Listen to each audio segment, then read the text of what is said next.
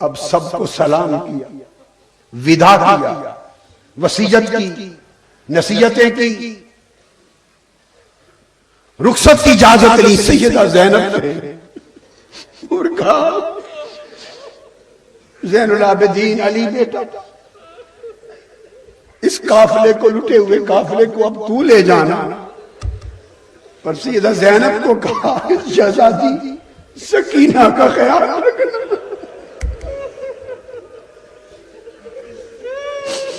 حسین گھوڑے پر سوار ہو گئے، ذوالجناح پہ سوار ہو گئے.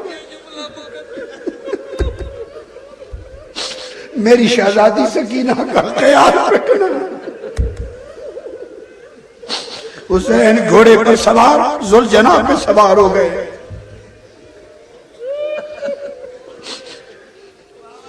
کلمات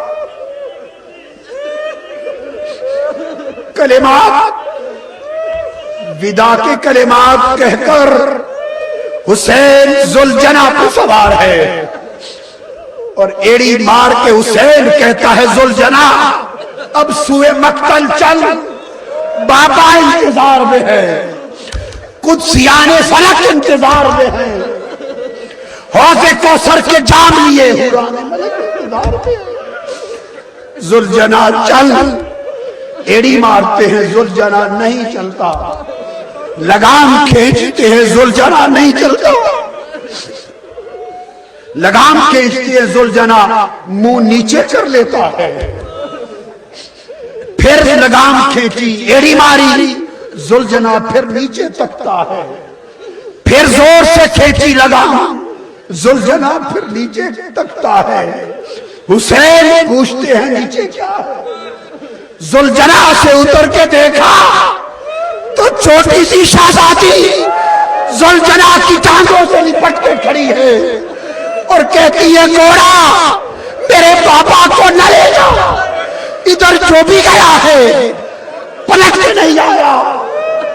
ذوالجناح میں اپنے پاپا کے بغیر رات کو سوتی نہیں ہوں، پاپا کے سینے پہ لیٹتی ہوں، تب نیند آتی ہے. خدا کریے میرے پاپا کو نہ لے جا، میں کس کے سینے پہ لیٹوں گی، کس کے سینے پہ لیٹوں گی.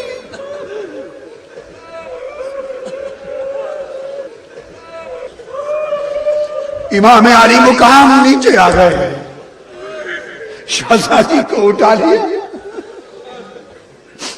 فرمایا بیٹی سکینہ اب میرے سینے پہ لیٹنے کے وقت ختم ہو گئے.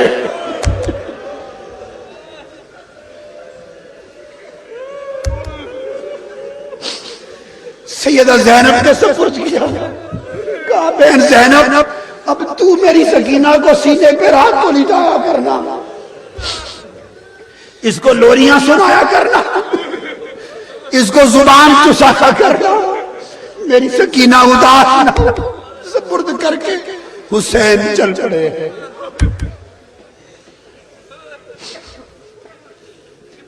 مقتل میں پہنچے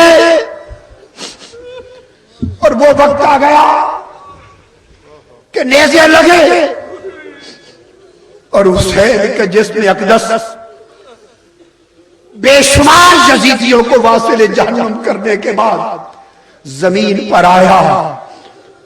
روح کفن سے انتری سے پرواز کر گئی، عرش سے آواز آئی یا ایتھا النفس المطمئنہ ارجعی الی ربک راضیۃ مرضیہ. اے روح حسین لوٹا، عرش کے قدموں کو چومنے کے انتظار میں ہے. حسین تو نے بندگی کا حق ادا کر دیا. مصطفیٰ کی آواز آئی حسین تو نے میرے کندھوں کی سواری کا حق ادا کر دیا. علی کی آواز آئی حسین تو نے میرے خون کا حق ادا کر دیا. فاطمہ الزہرا کی آواز آئی حسین تو نے میرے دودھ کا حق ادا کر دیا.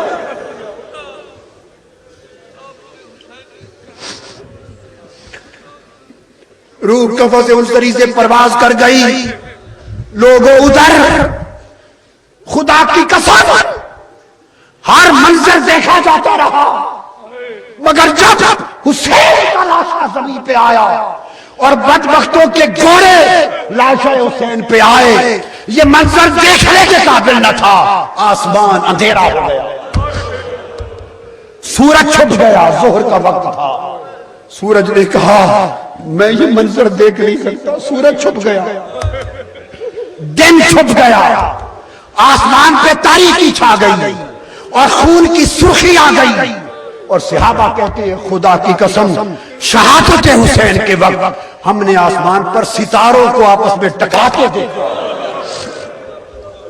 ستارے ٹکرا گئے, آسمان سرخ ہو گیا, کائنات کے بالا پر سیاہی چھا گئی. اور صحابی کہتے ہیں ایک کربلا کی کیا بات, شام میں جو پتھر کسی نے اٹھایا شہادت کربلا میں ہوئی, شام میں جو پتھر اٹھا خون نکلا, بیت المقدس میں جو پتھر اٹھا خون نکلا, ساری کائنات خون آشار ہو گئی. ارے آج وہ حسین جس کو مصطفیٰ گھر سے نکلتے تھے, حضرت عائشہ فرماتی میرے گھر سے نکلتے ایک روز سیدہ فاطمہ کے دروازے کے سامنے سے گزرے تو حسین کے رونے کی آواز آئی. آقا علیہ السلام رک گئے, اندر جا کے کہتے ہیں بیٹی فاطمہ تجھے پتا ہے نا حسین کا رونا مجھ سے دیکھا نہیں جاتا, اس کو رلایا نہ کرو. یا رسول اللہ آج کون روئے گا حسین پر, آج اس کی اس تکلیف پہ کون روئے گا. اندھیرا چھا گیا, خیمے جلا دیے گئے, مصطفیٰ کی شہزادیاں اسیر ہو گئیں, قافلہ حسین اسیر ہو گیا. چمنستان رسالت اسیران کربلا میں بدل گئے. سیدہ زینب ہر ایک کو اندھیرے میں سنبھالتی پھرتی ہے, سنبھالتی پھرتی ہے. دیکھتے دیکھتے سنبھالتے سنبھالتے سکینہ کہیں نظر نہیں آتی, کسی خیمے میں نظر نہیں آتی. آگ لگی ہے, پریشان ہے, آواز دیتی ہے سکینہ سکینہ. شہزادی سکینہ نظر نہیں آتی. کربلا میں نکلتی دوڑ کر, نہیں نظر آتی. لاشوں کی طرف جاتی ہے, نہیں نظر آتی. حسین کے جسد اقدس کے پاس آتی, جب آ کے دیکھتی ہیں تو کوئی ابھری ہوئی چیز نظر آتی. جب آگے پہنچتی ہے تو سکینہ اپنے بابا حسین کے سینے سے لپٹ کے پڑی ہے اور پوچھ رہی ہے بابا اب آپ کبھی نہیں آئیں گے, بابا مجھے کون سنائے گا. اپنے بابا سے سرگوشیاں کر رہی ہے سکینہ. ہائے قیامت کا یہ منظر. سیدہ زینب نے سکینہ کو اٹھا لیا. قافلہ سوئے شام سوئے دمشق روانہ ہوتا, لٹا پٹا قافلہ. شہیدان کربلا, ائمہ اہل بیت, چمنستان رسالت کے پھولوں کے سر قلم کر دیے گئے, قلم کر دیے گئے.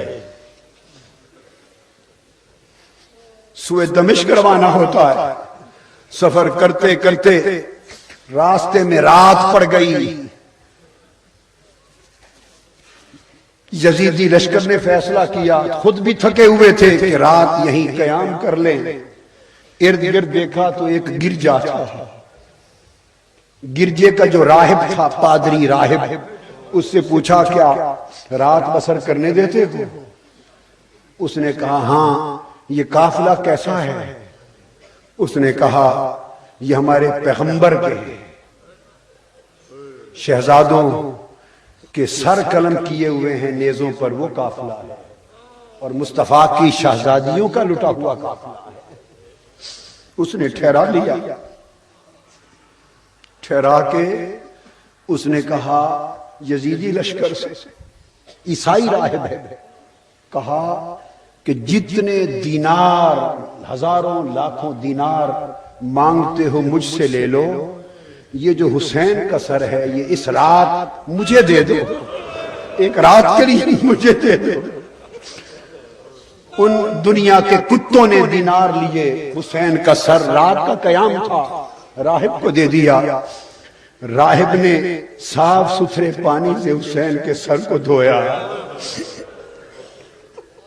خون آلود چہرہ پاک دھویا، پھر اس کے بعد جو خوشبو تھی حسین کے سر انور کو لگائی، اس کو لے کے سامنے بیٹھا اور پھر حسین کے لبوں کو چومنے لگا اور ساری رات دیکھتا رہا۔ اسی کیفیت میں ایک نور اترا، وہ نور اس راہب کے دل میں اتر گیا۔ صبح ہوئی، اس نے سر حسین واپس کیا اور ساتھ پڑھا اشہد ان لا الہ الا اللہ واشہد ان محمد رسول اللہ۔ اس نے کہا کہ یہ تمہیں کلمہ کیسے نصیب ہو گیا؟ اس نے کہا میں نے ساری رات اس سر کی حرمت کی اور رخصت آپ کے ہاں کرنے سے پہلے پیغمبر اسلام نے آ کر مجھے صلہ دے کر ایمان عطا کر دیا۔ فرمایا راہب تو نے میرے حسین کے کٹے سر کی حرمت کی ہے، مجھے اپنی عزت کی قسم دوزخ کی آگ تجھ پر حرام ہو گئی، مجھے کلمہ نصیب ہو گیا۔ دربار دمشق میں قافلہ پہنچا، سر رکھ دیے گئے، شہزادیاں بیٹھا دی گئی، اسیران کربلا کا قافلہ پہنچا ہے۔ بدبخت یزید اپنے لعنتی تخت پر بیٹھ کر پوچھتا ہے کہ فاطمہ کی بیٹیاں کہاں ہیں، مصطفیٰ کی بیٹیاں کہاں ہیں؟ اس کی زبان سے گستاخانہ کلمہ نکلنے کی دیر تھی کہ ایک بوڑھی عورت جس کی کمر جھک چکی تھی، سیدھی بھی نہ ہو سکتی تھی، عصا کے سہارے پہ بوڑھی عورت کھڑی ہوئی، اس نے لرزتے ہوئے لبوں سے کہا بدبخت یزید زبان کو تھام لے، یہ مصطفیٰ کی شہزادیاں ہیں، یہ خاتون جنت میں شہزادیاں ہیں، انہیں قیدی نہ سمجھ، ہوش سے بات کر۔ اس نے پوچھا گرجدار آواز میں بدبخت نے کہ یہ بوڑھی کون ہے، بوڑھیا کون ہے؟ اس نے کہا میں بتاتی ہوں۔ اس نے کہا یہ بوڑھیا فضہ ہے، یہ حسین جب پیدا ہوئے تو اس وقت سے میں نے گود میں کھلایا ہے، تو پیدائش سے یہ میری گود میں تھے، حسین آج رخصتی بھی میری گود۔ بدبخت یزید نے کہا کہ اس بڑھیا کا سر قلم کر دیا جائے۔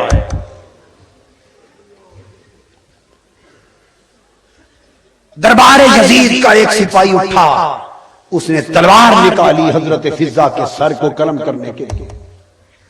فضہ ملک حبشہ سے تھی، جب تلوار نکلی آپ کا سر قلم کرنے کے لیے تو حضرت فضہ نے دیکھا یزید کے پیچھے 500 سپاہی سیاہ فام تلواریں لے کر یزید کی حفاظت پر مامور تھے، محافظ دستہ تھا، وہ سب حبشہ کے تھے۔ فضہ بولی حبشہ کے غیور جوانوں، آج تمہارے وطن کی بیٹی کا سر قلم کرنے کے لیے، اس کی عزت اور سر کا دوپٹہ چھیننے کے لیے تلوار لہر گئی ہے، کیا تمہاری غیرت گوارا کر لے گی کہ تمہارے وطن کی بیٹی کا اس طرح سر دوپٹے سے معروم ہو جائے؟ فضہ نے اس طرح للکارا کہ ان کی غیرت جوش میں آ گئی۔ 500 کے 500 سپاہیوں نے تلواریں نکال لی، وہ تلواریں فضہ کی حفاظت میں ہوا میں لہر گئی۔ سپاہی بیٹھ گئے، جب 500 تلواریں حبشہ کے جوانوں کی فضہ کے لیے لہر گئی، سیدہ زینب کھڑی ہو گئی۔ سیدہ زینب نے گنبد خضرا کی طرف چہرہ کر دیا، مدینہ کی طرف، عرض کیا بابا جان آج حبشہ کی بیٹی کی حفاظت کے لیے 500 تلواریں میدان میں آ گئی ہیں، دیکھیے آپ کی بیٹیوں کا حال کیا ہے، ان کی حفاظت کے لیے تلواریں کہاں گئی؟ ایک قیامت برپا ہو گئی۔ آپ نے عرض کیا بابا جان یہ حسین کا سر ہے، جس کو آپ اپنی زبان چساتے تھے، یہ حسین ہے جسے اپنے سینے پہ لٹاتے تھے۔ آج آپ کا حسین کس حال میں، سر یہاں لائی ہوں، بدن کربلا میں پڑا ہے، آزاد ٹکڑے ٹکڑے ہوئے پڑے ہیں زمین سے آسمان تک۔ آج تیرے حسین اور تیرے گلشن کے پھولوں کی حفاظت کرنے والا کوئی نہیں۔ یہ شکوہ سیدہ زینب کا تھا، اور جب حسین مدینہ سے چلے تھے آتے ہوئے بھی قبر مصطفیٰ پر گئے تھے، اور اپنے بابا کی قبر انور پہ کھڑے ہو کے عرض کیا تھا، نانا جان آج آپ کے حسین کو حکمران آپ کے مدینے میں نہیں رہنے دیتے، آپ کا حسین آپ کا شہر مدینہ چھوڑنے پر مجبور ہے۔ فرمایا میں آقا صرف یہ دعویٰ آپ کے حضور دائر کر کے جا رہا ہوں کربلا کی طرف، اب بابا ملاقات قیامت کے دن ہوگی۔ آسمان کے اوپر خونی قلم کے ساتھ شعر لکھا گیا، اترجو امت قاتلت حسین شفاعت جدہ یوم الحساب۔ وہ ٹولہ جس نے حسین کا سر اس طرح قلم کر دیا ہے، کیا اب بھی قیامت کے دن حسین کے نانا کی شفاعت کی امید رکھتا ہے؟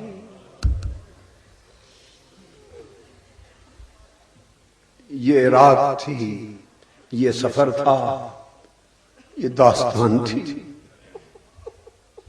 لوگوں حسین کی یاد میں جو آنسو بہے یہ حضور کی بارگاہ میں پہنچے ہیں۔